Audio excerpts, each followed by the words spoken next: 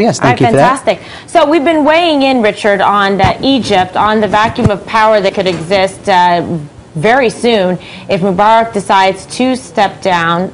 Many people theorizing that today, Friday, is a pivotal point. What do you think? Who should step in? There's talk about the vice president, Suleiman, who has the backing and support of the military. Well, first, thanks for having me. It's good to see you again, Kim. Nice to see you, yes. And I think, I think this is definitely trying times for the people of Egypt as they struggle for, democracy, and they fight for the freedoms that they believe in. Whether or not, what will happen if Mubarak decides to leave in the next few days, we'll have to tell. I think that's what the White House's position is. Who takes over from there? I think there has to be coalition-led. It can't just be one particular group. It can't just be the military. It has to be those that are part of this fight for freedom. So we have to have the voices of everybody in Egypt heard before we can make a decision on what the transition government looks like and how we work to maintain Egypt as an ally.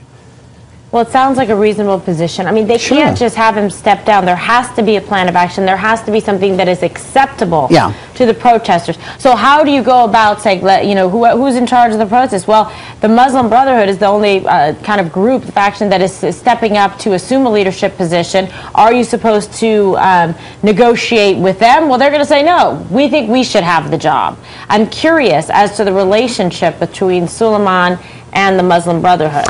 There are a couple of unknowns, and that's one of them. I mean, Suleiman himself, although right-hand man of Mubarak, has never really had, a public outside, so I think... He just became the VP. He was like last week, like the other day. Yeah, and so I think everybody's doing their homework. People, hey, I had an idea, Suleiman. How's your day? There's protests. Have you seen Suleiman around you? Yeah, I mean, people are like Googling their fingertips off of Suleiman and Muslim Brotherhood. Everybody's trying to catch up, and so that's a question that didn't even dawn on me. What is his relationship with the Muslim Brotherhood, Who knows? And again, though, something has to bridge the gap between now and free and fair elections. Has to. Right, that's the point. And then let's discuss a little bit, Richard, I want to get your take on the role of the White House. There's been some criticism, of course, of the president saying, did he not hit the right tone in discussing the protests and the position of the protesters and sort of kind of pushing Mubarak out, which, is a dangerous proposition without a plan of action.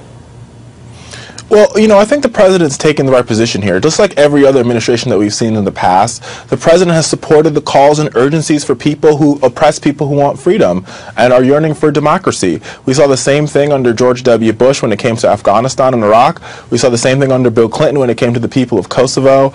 We saw the same thing under Ronald Reagan when it came to the folks in East Germany.